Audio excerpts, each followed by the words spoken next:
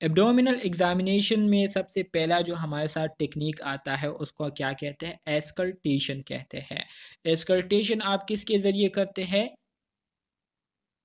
Stethoscope के ज़रिए करते हैं, ठीक है। इंस्पेक्शन के बाद जो दूसरा काम होता है वो एस्कल्टेशन का होता है। सो एस्कल्टेशन में हम क्या करते हैं, place the diaphragm of the stethoscope to the right of the umbilicus. Umbilicus के राइट साइड पर हम क्या करते हैं, स्टेथोस्कोप को रखते हैं।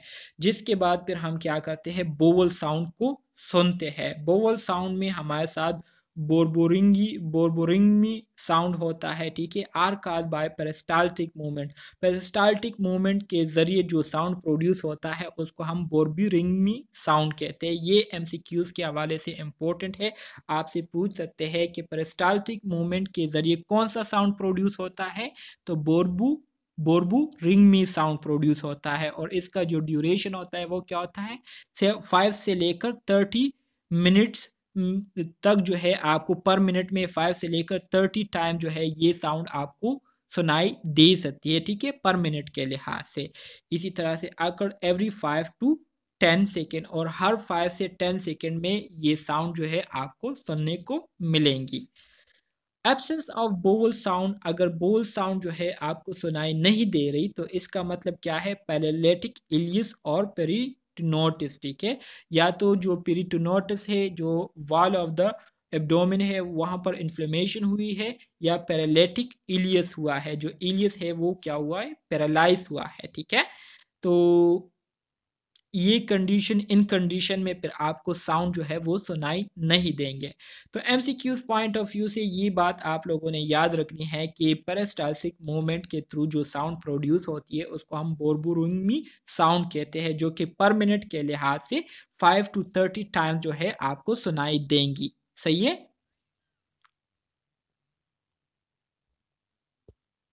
जी सर। परकजन, फिर इसके बाद हमारे साथ आता है परकजन। तो क्वालिटी परकजन में हम क्या करते हैं, as you practise percussion, so you recognise different sound, आपको मुख्तलिफ साउंड सुनने को मिलेंगे, और ईच साउंड जो है वो रिलेटेड होता है उस स्ट्रक्चर के मुताबिक होता है जो कि स्किन के अंदर जो है वो मौजूद होता है, ठीक है। हैं अच्छा जी, परकशन के ज़रिए जो मुख्तलिफ साउंड सुनाई देते हैं, ऑलरेडी मैंने आपको इससे पहले यूनिट में बताया था, यहाँ पर हम दोबारा से थोड़ा सा रिवाइज कर लेंगे। सो साउंड जो हमारे साथ टेम्पेनी साउंड प्रोड्यूस होता है, ठीक है, तो ड्रम की तरह साउंड इसका प्रोड्यूस होता है, टेम्पेनी साउंड, ठीक है, where it is heard over enclose air, ठीक है। ईयर इन बोवल, जब बोवल में स्मॉल इंटेस्टाइन में ईयर होता है, मतलब गैस वगैरह होता है, ठीक है, तो तब हमें टिम्पेनी साउंड जो है वो सुनाई देगा। नॉर्मल लंग्स का जो नॉर्मल साउंड होता है वो कौन सा साउंड होता है, उसको हम रेजोनेंस साउंड कहते हैं, जो कि हॉलो लाइक साउंड प्रोड्यूस होता है। Hollow like. अच्छा जी, लंग्स विद एम्फीसीमा, वो लंग जहाँ पर एम्फीसीमा काज हुई हो, एम्फीसीमा का आपको पता है जो वॉल ऑफ द ईयर सेक होते हैं वो क्या हो जाते हैं, फिल विद फ्लूइड, फ्लूइड से वो फिल हो जाते हैं, जिसकी वजह से प्रॉपर ब्रीथिंग नहीं होती, ठीक है, proper oxygen exchange of gases नहीं होते, तो इस वजह से शॉर्टनेस ऑफ ब्रीथ भी होती है एम्फीसीमा में। तो इसमें क्या होता है, बूमिंग साउंड प्रोड्यूस होता है, हाइपर रेजोनेंस साउंड जो है प्रोड्यूस होता है। इसी तरह से लिवर, स्प्लीन और हार्ट पर जब आप परकशन करते हैं तो टर्न लाइक साउंड प्रोड्यूस होता है, डलनेस साउंड प्रोड्यूस होती है, ठीक है, लिवर, स्प्लीन और हार्ट पर जब आप परकशन करेंगे। मसल और बोन पर जब आप परकशन करेंगे तो फ्लेट या फ्लेटनेस साउंड जो है आपको क्या मिलेंगी, सुनने को मिलेंगी। तो ये बहुत ज़्यादा इम्पोर्टेंट है, इसको आप लोगों ने अच्छी तरीके से याद करने हैं कि अगर बोवल में ईयर हो तब हमें कौन सी साउंड सुनाई देंगी, नॉर्मल लंग साउंड कौन सी है, लंग्स विद इन्फिसीमा साउंड कौन सी है, लिवर, स्प्लीन, हार्ट को अगर हम परकस करते हैं तब कौन सी साउंड प्रोड्यूस होगी, मसल बोन की अगर हम परकशन करते हैं तो कौन सी साउंड प्रोड्यूस होंगी, इस तरह से आपने याद करना है। एब्डोमिनल एग्जामिनेशन में फिर हमारे साथ जो तीसरा टेक्निक है उसको हम क्या कहते हैं, जो लास्ट टेक्निक है उसको हम पल्पेशन कहते हैं, ठीक है। पल्पेशन किसे कहते हैं, मतलब प्रेस करना। So ensure that your hand are warm, इस बात की यकीन दहानी करनी है कि सर्दियों में आपके हाथ जो है गर्म होने चाहिए। अगर ठंडे हाथों से आप परफेक्शन करते हैं, ठीक है, तो हो सकता है आपके जो पेशेंट है ना वो आपको दिक्कत दे और आपको जो है बहुत सुनाए कि आप क्या कर रहे हैं, मुझे मार रहे हैं, इतने सर्दी में आपके इतने सर्द हाथ है, ठीक है। तो आपने अपने हाथों को क्या करना है, गर्म रखना है, सही है। Stand on the patient right side, patient के राइट साइड पर आपने खड़ा रहना है। Help to position the patient, patient के पोजीशन को ठीक करने में आपने पेशेंट की मदद करनी है। Ask whether the patient feel any pain before you start, ठीक है। और जब आप स्टार्ट करते हैं तो स्टार्ट करने से पहले आप क्या करते हैं, उनको चेक करते हैं और उनसे पूछते हैं कि अगर कहीं पर आपको पेन फील होती है तो आपने बताना है। बिगिन विद सुपरफिशियल एग्जामिनेशन, पहले सुपरफिशियली जो है आपने क्या करनी होती है, एग्जामिनेशन करनी होती है, मतलब लाइट पल्पेशन करनी होती है। Move in a systematic manner, proper तरीके से स्टेप बाय स्टेप जो है आपने जाना है। एब्डोमिनल क्वाड्रेंट्स को जो है फॉलो करना है, पहले राइट क्वाड्रेंट, फिर लेफ्ट अपर क्वाड्रेंट, फिर राइट लोअर क्वाड्रेंट, फिर लेफ्ट लोअर क्वाड्रेंट, ठीक है। और इसी तरह से पल्पेशन को फिर आपने डीपली भी रिपीट करनी है अगर लाइट पल्पेशन के ज़रिए आपको कुछ नोट करने के लिए नहीं मिलता। क्लियर है ना?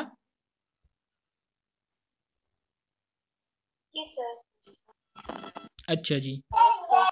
Light palpation and deep palpation, so light palpation में क्या होता है, डिटरमाइन टेंडरनेस एंड गार्डिंग, ठीक है। टेंडरनेस और गार्डिंग जो है आपने मालूम करनी है कि पेशेंट को प्रेस करने के थ्रू पेन होती है या नहीं। Keep your fingers together and press a depth of approximately 1 centimetre, जो है आपने लाइट पल्पेशन में क्या करना है, अपने फिंगर पेड्स के जरिए एब्डोमेन को प्रेस करना होता है। Moving in a clockwise direction आपने जाना है, ठीक है। क्लॉकवाइज डायरेक्शन में मतलब 1 2 3 जिस तरह से घड़ी जाती है ना, इस डायरेक्शन में जाना है।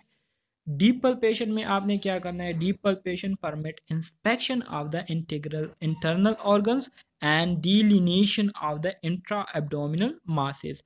डीप पल्पेशन में हम जो इंटरनल ऑर्गन्स होते हैं, जो इंटरनल इनसाइड बॉडी होते हैं, ठीक है, उसकी हम क्या करते हैं, असेसमेंट करते हैं। So start with quadrant opposite to the one where the pain is located, ठीक है। आपने जो है उस क्वाड्रेंट से स्टार्ट करना है जहां पर पेशेंट को पेन हो रही होती है, तो उसके ऑपोजिट क्वाड्रेंट से आपने क्या करना है, स्टार्ट करना है। मिसाल के तौर पर लेफ्ट साइड पर हो रही है तो आपने राइट साइड से स्टार्ट करनी है, राइट साइड पर हो रही है तो लेफ्ट साइड से आपने जाना है, ठीक है।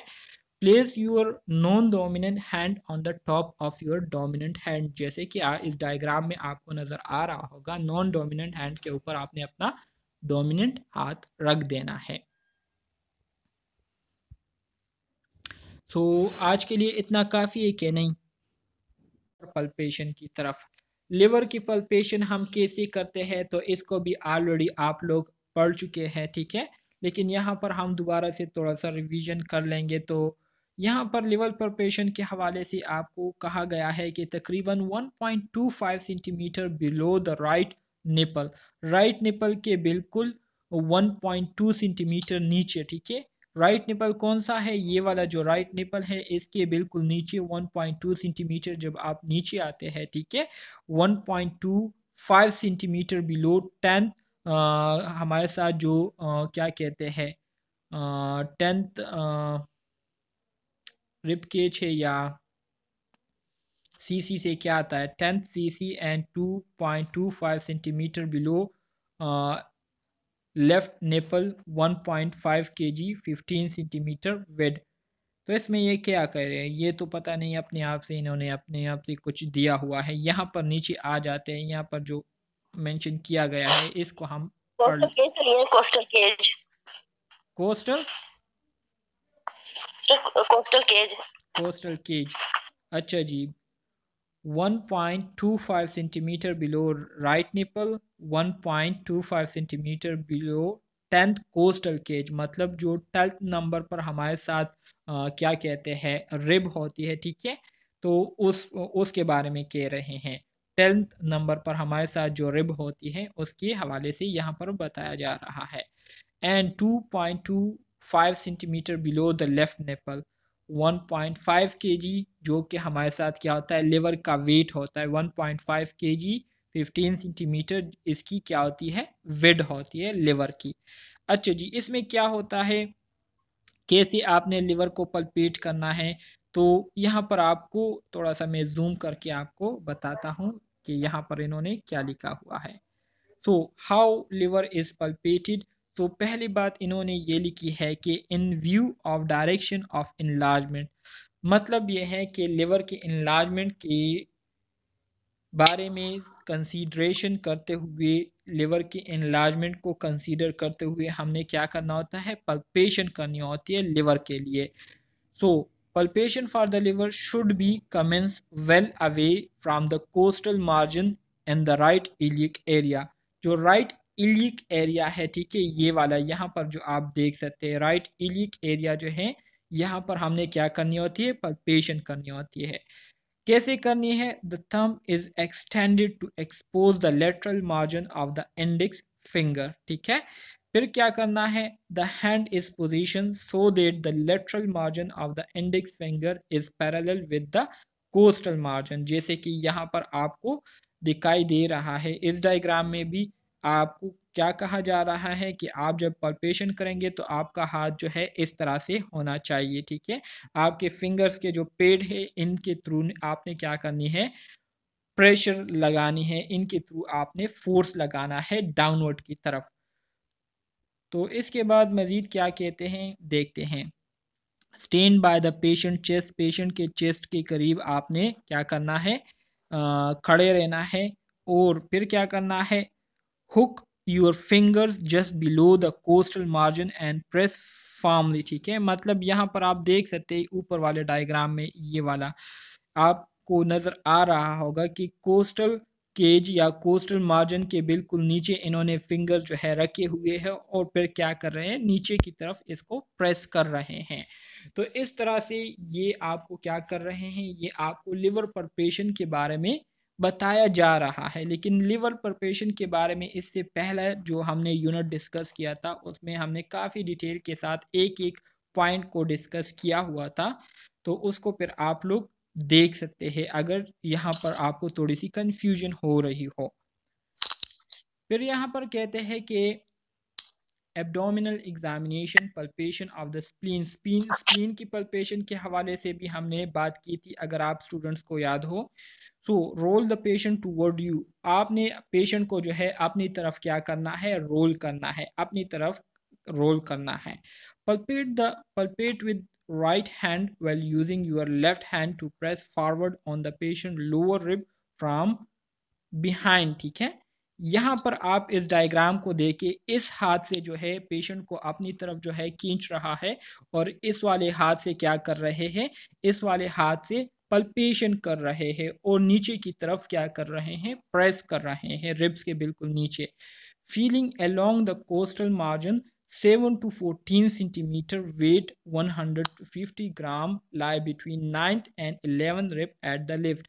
स्प्लीन कहाँ पर वाक़या होता है, स्प्लीन जो है रिब के बिल्कुल 9 और 11 जो रिब है उसके दरमियान में जो है लेफ़्ट साइड पर मौजूद होता है। इसकी जो वेट होती है, ठीक है, 7 से लेकर 14 सेंटीमीटर इसकी वेट होती है और इसके साथ साथ 150 ग्राम जो है स्प्लीन का क्या होता है, वेट होता है।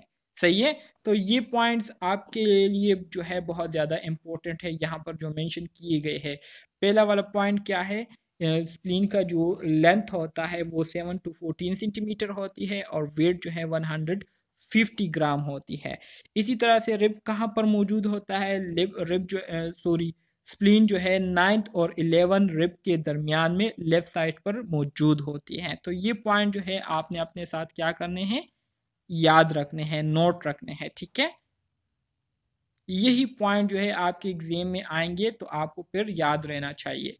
Abdominal science on examination, examination के दौरान आपको कौन कौन से साइन याद रखने हैं।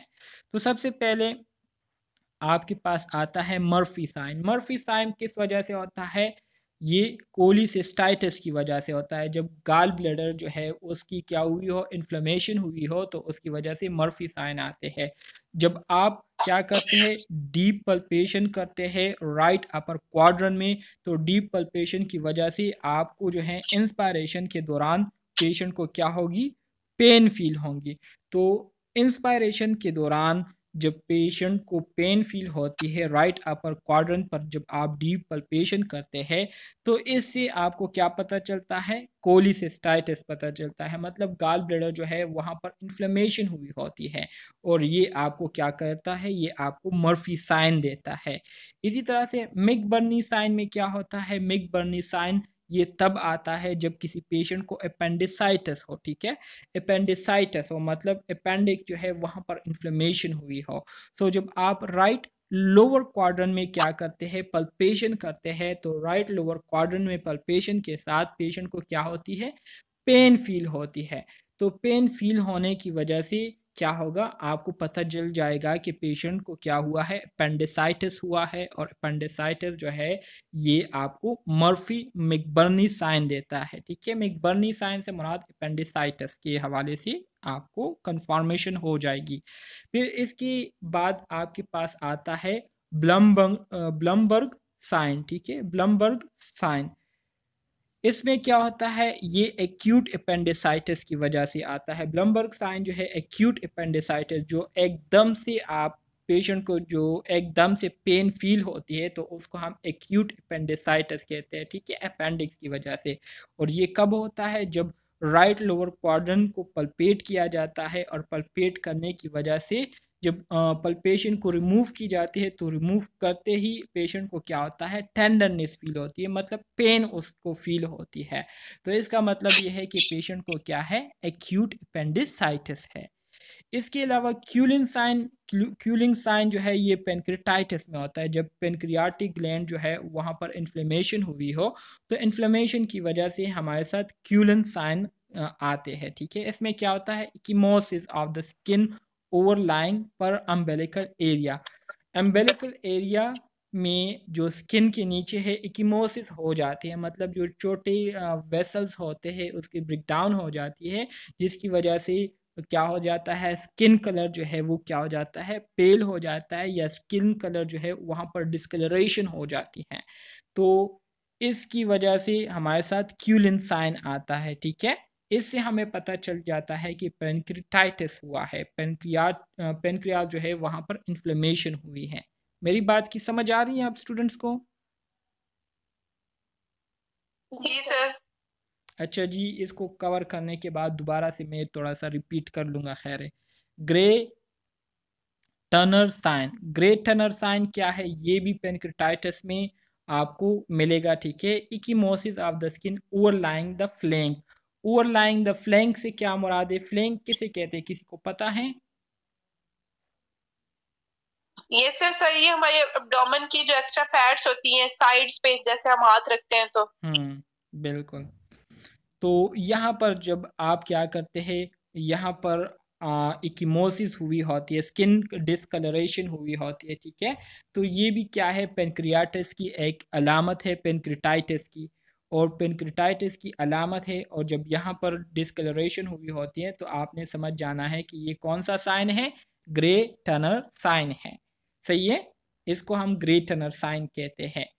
सो ये इम्पोर्टेंट पॉइंट है, ये चारों जो मैंने डिस्कस किए ये पॉइंट, ठीक है, ये बहुत इम्पोर्टेंट है। मर्फी साइन कब होंगे, मर्फी साइन कोलिसिस्टाइटिस में होंगे, जब गाल ब्लैडर इन्फ्लेमेशन हुई होती है, ठीक है। तो मर्फी साइन जो है देखने को मिलेगा जब डीप पल्पेशन आप राइट अपर क्वाड्रेंट में करते हैं, ठीक है। इसी तरह से मिकबर्नी साइन जो है ये अपेंडिसाइटिस में आपको दिखने को मिलेगा, जब राइट लोअर क्वाड्रेंट में आप पेशेंट की क्या करते हैं, पल्पेशन करते हैं। ब्लमबर्ग साइन जो है ये एक्यूट अपेंडिसाइटिस में जो है आपको मिलेगा, जब राइट लोअर क्वाड्रेंट में आप पेशेंट की क्या करते हैं, पल्पेशन करते हैं, और साथ में उनको क्या होती है, टेंडरनेस फील होती है। तो आपने समझ जाना है कि एक्यूट अपेंडिसाइटिस हुआ है, और इसके जो साइन होंगे उसको हम क्या कहेंगे, ब्लमबर्ग साइन कहेंगे। इसी तरह से क्यूलिन साइन जो है ये पेनक्रेटाइटिस में होता है, जब अम्बिलिकल एरिया के बिल्कुल ऊपर स्किन में डिस्कलरेशन आ जाती है, ठीक है, तो आपने समझ जाना है कि पेनक्रेटाइटिस हुई है और ये अलामत आपके पास क्या होंगी, क्यूलिन साइन कहलाएंगी।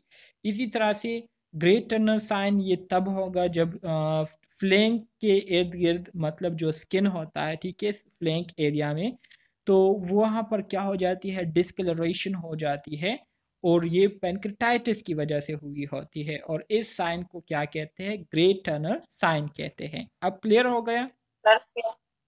सर फ्लैंक एरिया किस एरिया को कहते हैं?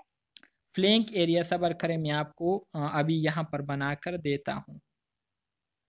अच्छा जी, डायग्राम मेरा अच्छा नहीं है इतना, लेकिन ड्राइंग जो है मेरी इतनी अच्छी नहीं है, लेकिन फिर भी आप थोड़ा सा गुजारा कर ले, ठीक है।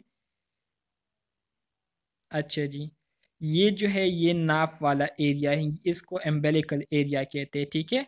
यहाँ पर जो साइड एरियाज होते हैं, ये वाले जो साइड एरियाज होते हैं, इसको फ्लैंक एरियाज कहते हैं मेरे ख्याल में, ठीक है ना, ये वाली एरियाज, जी सर। इसको फ्लैंक एरियाज कहते हैं। तो यहाँ पर अगर डिस्कलरेशन हुई हो, या एक ये वाला एरिया भी होगा मेरे ख्याल में, तो इसको फिर हम क्या कहेंगे, ग्रेट टनल साइन कहेंगे। अब क्लियर है? जी सर। सर ये आ रहा है कि फ्लैंक एरिया अब्डोमिनल एरिया जो है ना उसको बोलते हैं, अब्डोमिन का मतलब दूसरा नाम है फ्लैंक एरिया। देखिए यहाँ पर तो मैंने कहा ना, अभी मैंने एक निशान यहाँ पर भी मैंने लगाया, ठीक है, कि ये वाले एरियाज भी हो गए और ये वाला एरिया भी होगा। एम्बेलिकल एरिया के अलावा जो दूसरा एरिया होता है उसको हम क्या कहते हैं, फ्लैंक एरिया कहते हैं। एम्बेलिकल ये वाला रीजन है, इसके अलावा जितना दूसरा रीजन है उसको हम फ्लैंक एरिया कहते हैं, ठीक है सर। जी सर। ओके। एब्डोमिनल साइन की तरफ आ जाते हैं, कंटिन्यू है। मर्फी साइन में क्या होता है, राइट अपर क्वाड्रेंट में पेशेंट को पेन फील होती है, और यहाँ पर क्या हुआ होता है, गाल ब्लैडर इन्फ्लेमेशन हुई होती है, जैसे कि मैंने आपको कहा कोलिसिस्टाइटिस किसे कहते हैं, inflammation of the gall bladder. ये टर्म्स जो है आप अपने साथ याद रखें, ठीक है, ये भी एग्जाम में एमसीक्यूज में आते हैं, तो ये आपको याद होने चाहिए। इस cholecystitis mean inflammation of the gall bladder. फिर इसके बाद ब्लमबर्ग साइन है, तो ये क्या है, इसमें क्या होता है, रिबाउंड टेंडरनेस होती है, मतलब जब आप डीप पल्पेशन या लाइट पल्पेशन करते हैं तो पल्पेशन में पेन नहीं होती, लेकिन जब आप पेन पल्पेशन को रिमूव करते हैं, हाथ हटाते हैं, तो हाथ हटाने से पेशेंट को क्या होती है, पेन फील होती है, तो इसको कहते हैं rebound tenderness. Pain upon removal of pressure rather than application of pressure, वही बात है जो कि मैंने आपको कही, जब आप प्रेशर अप्लाई करते हैं पेन नहीं होती, लेकिन जब आप प्रेशर को रिमूव करते हैं तो पेशेंट को पेन फील होती है, तो ब्लमबर्ग साइन इसको कहते हैं। सही है? अच्छा जी, ये क्या है, अच्छा जी, एब्डोमिनल साइन, सही है, ये अपेंडिसाइटिस के हवाले से आपको यहाँ पर बताया जा रहा है। ये वाला जो पोर्शन है ना, इसको क्या कहते हैं, अपेंडिक्स कहते हैं, इस वाले पोर्शन को अपेंडिक्स कहते हैं, ये तो आप मुझसे ज़्यादा जानते होंगे, ठीक है। अच्छा जी, यहाँ पर जब इन्फ्लेमेशन हो जाती है इस एरिया में, देखिए इस एरिया में जब इन्फ्लेमेशन हो जाती है तो इसको फिर हम मिकबर्नी पॉइंट कहते हैं, और इससे जो हमारे साथ सिम्टम्स आते हैं तो उसको हम फिर मिकबर्नी साइन कहते हैं। और यहाँ पर जो डिस्कलरेशन हुई होती है एम्बेलिकल रीजन में, आप देख सकते हैं, नज़र आ रही होगी, इसको क्या कहते हैं, इसको क्यूलिन साइन कहते हैं। और यहाँ पर देखिए जो मैंने आपको बताया था बिल्कुल साइड में, एब्डोमेन के बिल्कुल साइड वाला जो एरिया होता है ना, तो इसको क्या कहते हैं, इसको फ्लैंक कहते हैं, जैसे कि पहले स्टूडेंट ने बताया था। तो इसको फिर हम क्या कहते हैं, इसको फिर हम ग्रे टर्नर साइन कहते हैं। अब क्लियर हो गया? जी। Okay, very good. अच्छा जी, फ्लूइड थ्रिल, फ्लूइड थ्रिल क्या है, इसको अब हम डिस्कस करेंगे। Place the palm of your left hand against the left side of the abdomen. Abdomen के left side के against आपने अपना left हैंड जो है उसको आपने रख देना है, हथेली जो है आपने रख देनी है, जैसे कि डायग्राम में आपको नज़र आ रहा है। Flick a finger against the right side of the abdomen, इसी तरह से एब्डोमिन के राइट साइड के अगेंस्ट आप अपना एक फिंगर जो है वो क्या कर देते हैं, रख देते हैं। Ask the patient to put the edge of a hand on the mid line of the abdomen. Ask the patient to put the edge of a hand, अपने हाथ का जो बिल्कुल एज है ना, साइड है ना, साइड से जब आप हाथ को देखते हैं तो उस साइड को जो है आपने एब्डोमेन के बिल्कुल दरमियान में, मिड लाइन में जो है वो रख देना है, जैसे कि आपको डायग्राम में नज़र आ रहा है। If a ripple is felt upon flicking we call it fluid thrill, मतलब इसाइटीज इसको फिर हम कहते हैं, मतलब एक्यूमुलेशन ऑफ फ्लूइड जो है वहाँ पर जमा हुई होती है। जब आप उसको क्या करते हैं, फ्लिंकिंग मतलब थोड़ा सा हिलाते हैं, ठीक है, एब्डोमेन को दोनों साइड से थोड़ा हिलाते हैं और वहाँ पर जो है फ्लेकिंग जो है फिल्ड हो, ठीक है। रिपल इज फिल्ड, रिपल किसे कहते हैं, रिपल मतलब जो लहरें वगैरह जैसी होती हैं तो उसको रिपल कहते हैं। तो अगर इस तरह से आपको फील हो तो इसको हम क्या कहेंगे, फ्लूइड थ्रिल कहेंगे, और इसका मतलब ये है कि यहाँ पर फ्लूइड एक्यूमुलेशन हुई है। Ascites mean accumulation of the fluid. Clear है? Yes sir. नर्सिंग डायग्नोसिस, इसके लिए हम क्या करते हैं, constipation related to dehydration and poor heating eating habits as evidence by absence of stool, ठीक है। नर्सिंग डायग्नोसिस हम कैसे करेंगे, कंस्टिपेशन रिलेटेड टू डिहाइड्रेशन, मतलब अगर पेशेंट को कंस्टिपेशन हुई है तो किस वजह से होंगी, डिहाइड्रेशन की वजह से होंगी और पुअर ईटिंग हैबिट्स की वजह से होंगी, ठीक है, जिसकी वजह से पेशेंट को स्टूल नहीं आ रहे होंगे। इसके साथ साथ अल्टर्ड कंफर्ट, ठीक है, जो कंफर्टेबिलिटी है वो चेंज हो जाती है, जिसकी वजह से मतलब एब्डोमिनल पेन हुआ होता है, किस वजह से, एब्डोमिनल क्रैम्प्स की वजह से और डायरिया की वजह से, एविडेंस बाय नोजिया, जिसकी वजह से पेशेंट को नोजिया भी होगी, वॉमिटिंग भी कर रहा होगा, और गैस्ट्रो इंटेस्टिनल मोटिलिटी जो है वो क्या हुई होगी, डिक्रीज हुई होगी, और वाटरी स्टूल जो है उनके होंगे। सही है? अच्छा जी, इससे सर डायरी में तो मोटिलिटी इंक्रीज नहीं होती, gastrointestinal decrease gastro intestinal motility, देखिए हाँ वो तो इंक्रीज भी हुई होती है, लेकिन कंडीशंस है ना, मतलब कंडीशंस होते हैं ना, बाज़ औक़ात जो है क्या कहते हैं, decrease gastro intestinal motility, gastro intestinal motility, वो पेरिस्टाल्टिक मूवमेंट भी होते हैं, इसमें पेरिस्टाल्टिक मूवमेंट जो है वो भी डिक्रीज हुए होते हैं, ठीक है, डायरिया में, जिसकी वजह, अच्छा जी डायरिया में तो इंक्रीज होते हैं वो, अच्छा जी बिल्कुल, तो डायरिया में जो है वो इंक्रीज हुए होते हैं, ठीक है, लेकिन यहाँ पर डिक्रीज गैस्ट्रो इंटेस्टिनल मोटिलिटी, तो ये मैं फिर देख लूँगा, अब अभी मेरे माइंड में इससे रिलेटेड कोई बात नहीं आ रही कि ये क्यों यहाँ पर मैंने मेंशन किया हुआ है। अच्छा जी, इसके अलावा न्यूट्रिशनल स्टेटस जो है वो क्या हुई होती है, वो एबनॉर्मल हुई होती है, बॉडी रिक्वायरमेंट्स के मुताबिक जो है न्यूट्रिशनल स्टेटस नहीं होती, तो इस वजह से पेशेंट जो है मल न्यूट्रिशन का क्या होते हैं, शिकार रहते हैं, मल न्यूट्रिटेड हुए होते हैं पेशेंट। क्लियर है? जी। अच्छा जी, we discuss anatomy and physiology of digestive system, जो कि स्टार्ट में हमने डाइजेस्टिव सिस्टम की एनाटमी फिजियोलॉजी को काफ़ी डिटेल के साथ डिस्कस किया था, जिससे आपको जो एनाटमी फिजियोलॉजी है वो भी क्लियर हो चुकी होंगी। इसके अलावा हमने diagnostic test and had discussion on some digestive disorder पर ज़ाहिर बात है हमने बात की। After that we talk about physical assessment of digestive system की जितने भी फिजिकल असेसमेंट टेक्निक है उसको हमने डिस्कस किए, और आखिर में हमने नर्सिंग डायग्नोसिस को डिस्कस किया। तो ये हमारा यूनिट नंबर 8 था, जो कि आज ख़त्म हो गया है। उम्मीद करता हूँ आपको इसकी समझ आ गई होगी। कोई क्वेश्चन है?